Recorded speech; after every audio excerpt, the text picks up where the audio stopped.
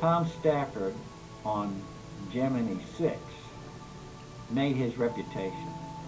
He became known as an engineering astronaut and a thinking astronaut because he understood the orbital mechanics very clearly, and that was, I think, where he got the reputation he has today of being an outstanding astronaut, an outstanding manager, and an outstanding thinker. General Thomas P. Stafford's life is filled with significant moments in history, including being born right here in Oklahoma. You can learn of his life and the history of flight here at the Stafford Air and Space Museum in Weatherford. Apollo 10 would be the blueprint for the first moon landing. Commander Tom Stafford and pilot Gene Cernan would take the lunar module down to within 10 miles of the moon's surface. Fortunately for us, Tom and Gene were able to pretty much duplicate what we were going to try to do on 11 in trying to help us as much as they could. They tried to make their flight plan as much like ours as they could. It's one small step for man, one giant leap for mankind. General Stafford was on 4 space flights and commanded 3 of them. His most famous and the one he loved the most is the Apollo-Soyuz mission, and that was when they got together with the Soviets. The Soviets, launched, we launched, and we met together in space and docked with 2 very dissimilar spacecraft. They had figured out a docking ring, which we actually have here in the museum, where they shook hands in space, and that was his most favorite mission. The museum has artifacts from the early days of flight all the way to present day.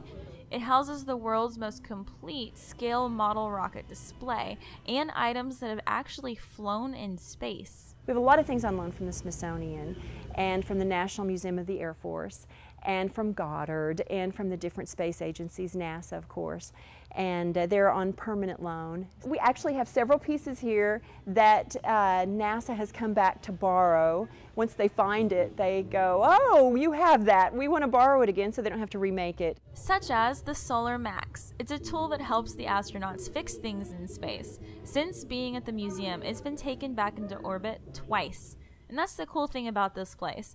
Not only does it house some incredible history, but it's still actively making history. And you never know who you might run into. We had an Apollo 10 anniversary big party here, and Neil Armstrong was here. We had 12 Apollo astronauts, Fred Hayes, Alan Bean, just about everybody that you would ever recognize. They were all here at the museum.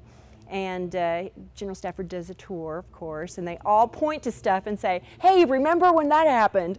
There are 2 new flight labs that the kids seem to be drawn to. You can fly any kind of plane you want and take off from any airport in the world. If you want to take out of the Cairo airport in a small plane and go see the pyramids of Egypt, you can do that. The museum holds all sorts of events and workshops. Twice a year, NASA actually comes and teaches teachers so that they can in turn teach their students, who might someday be the next stars of space. The most exciting thing that I just absolutely love are the kids that come in, and when you show them all of this and you tell them the history of this, and so much of it is information that they've never heard before.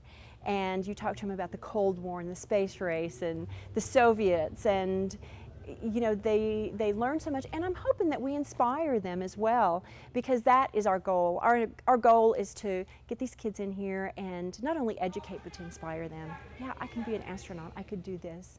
A guy from western Oklahoma that grew up in a small town was able to do all this. I can do that too. For Oklavision, I'm Katie Kurtz.